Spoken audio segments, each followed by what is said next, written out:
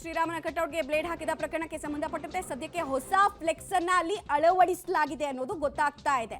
ಸಂಸದ ಮುನಿಸ್ವಾಮಿ ಒತ್ತಾಯದ ಮೇರೆಗೆ ಹೊಸ ಫ್ಲೆಕ್ಸ್ ಅನ್ನ ಅಲ್ಲಿ ಹಾಕಲಾಗಿದೆ. ಸ್ಥಳಕ್ಕೆ ಆರೋಪಿಗಳನ್ನ ಕರೆತಂದು ಕ್ಷಮೆ ಕೇಳುವಂತೆ ಒತ್ತಾಯಿಸ್ತಾ ಇದ್ದಾರೆ ಸಂಸದರು ಹಾಗೂ ಅಲ್ಲಿನ ಹಿಂದೂ ಕಾರ್ಯಕರ್ತರು. ಶ್ರೀರಾಮನ ಕಟ್ಔಟ್ಗೆ ಈ ರೀತಿ ಬ್ಲೇಡ್ ಹಾಕಿದ್ದಾರಲ್ಲ, ಅವ್ರು ಇಂಟೆನ್ಷನಲಿ ಮಾಡಿರೋದು. ಸೊ ಅವ್ರು ನಿಜವಾಗ್ಲೂ ತಪ್ಪು ಮಾಡಿದ್ದವ್ರ ಅರಿವಿಗೆ ಬಂದಿದ್ರೆ ನಮ್ಮ ಹತ್ರ ಕ್ಷಮೆ ಕೇಳಿ. ಸಾರ್ವಜನಿಕವಾಗಿ ಹಾಕಿದ್ದ ಫ್ಲೆಕ್ಸ್ಗೆ ಈ ರೀತಿ ಮಾಡಿದ್ದಾರಲ್ಲ, ಅವರು ಸಾರ್ವಜನಿಕವಾಗಿ ಬಂದು ಕ್ಷಮೆ ಕೇಳಬೇಕು. ಅರೆಸ್ಟ್ ಮಾಡೋದು ಸೊಲ್ಯೂಷನ್ ಅಲ್ಲ. ಇಲ್ಲಿ ನಮ್ಮ ನಂಬಿಕೆಗೆ ಘಾಸಿ ಆಗಿದೆ ಅನ್ನೋದು ಇವರ ಒತ್ತಾಸೆ ಆಗ್ತಾ ಇದೆ. ಮತ್ತೆ ಕೋಲಾರದಲ್ಲಿ ಇಂತಹ ಕೃತ್ಯಗಳು ಇದೇ ಮೊದಲಲ್ಲ. ಹಿಂದೆ ಶೋಭಾಯಾತ್ರೆ ಸಮಯದಲ್ಲಿ ಕೂಡ ಈ ತರದ್ದಾಗಿತ್ತು.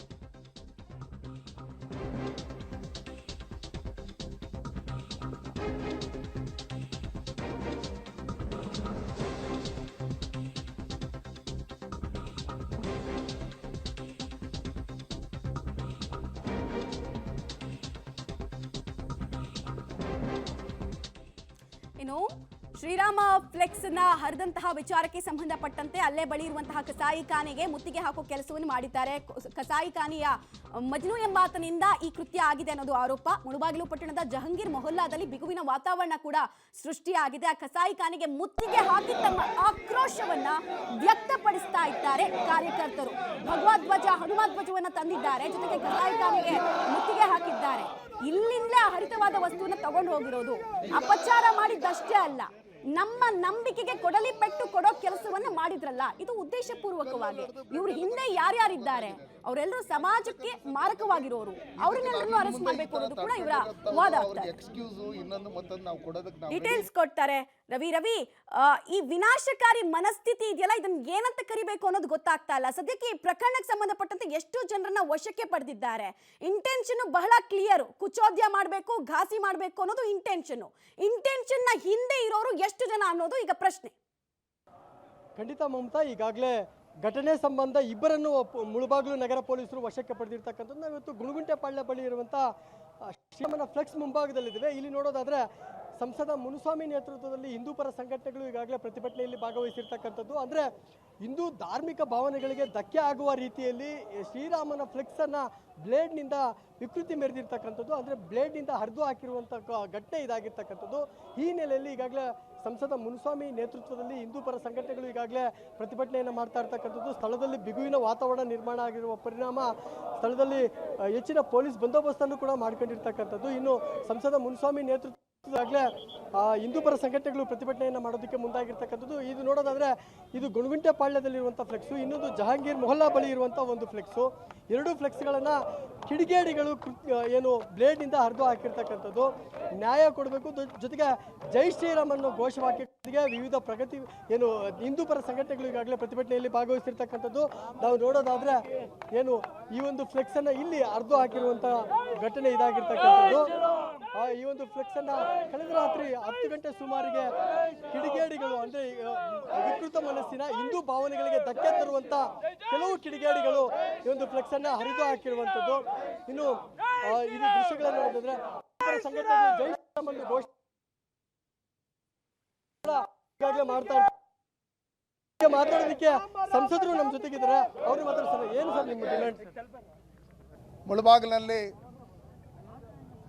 ಶ್ರೀರಾಮಚಂದ್ರ ಪ್ರಭುವಿನ ಬ್ಯಾನರ್ಗಳನ್ನು ಹರಿದಾಕಿರ್ತಕ್ಕಂಥದ್ದು ನಮ್ಮ ಎಲ್ಲ ರಾಮ ಭಕ್ತರ ಮನಸ್ಸಿಗೆ ಘಾಸಿಗೊಳಿಸಿದೆ. ಆ ನಿಟ್ಟಿನಲ್ಲಿ ಕೂಡಲೇ ಅವರನ್ನ ಬಂಧಿಸಬೇಕು.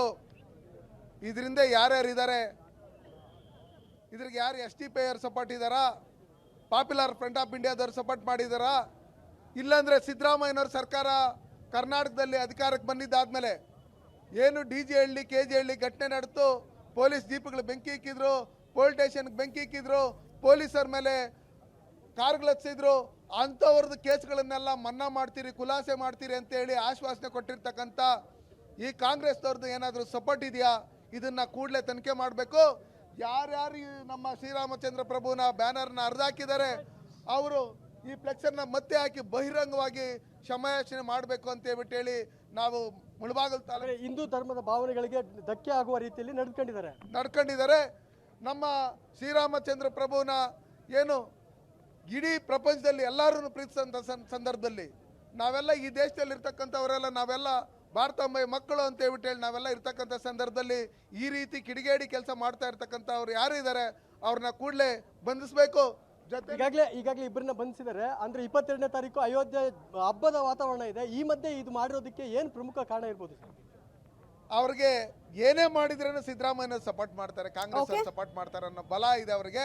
ಆ ನಿಟ್ಟಿನಲ್ಲಿ ನೋಡ್ರಿ, ಹತ್ ಕಡೆ ನೋಡಿದ್ರೆ ಎಲ್ಲ ಪಾಕಿಸ್ತಾನದ ಫ್ಲಾಗ್ಗಳನ್ನ ಕಟ್ಟಿದ್ದಾರೆ. ಅಲ್ಲಿ ಸರ್ಕಾರಿ ಶಾಲೆ ಇದ್ರೂ, ಇದನ್ನ ಸರ್ಕಾರಿ ಬಿಲ್ಡಿಂಗ್ ಆದ್ರೂ ಅಲ್ಲಿ ಫ್ಲಾಗ್ ಕಟ್ಟಿರ್ತಕ್ಕಂಥದ್ದು ಇದನ್ನೆಲ್ಲ ನೋಡಿದಂಥ ಸಂದರ್ಭದಲ್ಲಿ ಇದನ್ನೆಲ್ಲ ಯಾವ ರೀತಿ ಇವರು ಭಾರತ ದೇಶದಲ್ಲಿದ್ದು ಪಾಕಿಸ್ತಾನ ಏಜೆಂಟ್ಗಳಂತೆ ಏನ್ ನಡೆಯುತ್ತೆ ಇದನ್ನೆಲ್ಲ ನೋಡಿದಾಗ ಸಿದ್ದರಾಮಯ್ಯನವ್ರ ಸಪೋರ್ಟ್ ಇದೆ ಅಂತ ಹೇಳ್ಬಿಟ್ಟು ಮೇಲ್ನೋಟಕ್ಕೆ ಗೊತ್ತಾಗ್ತಾ ಇದೆ.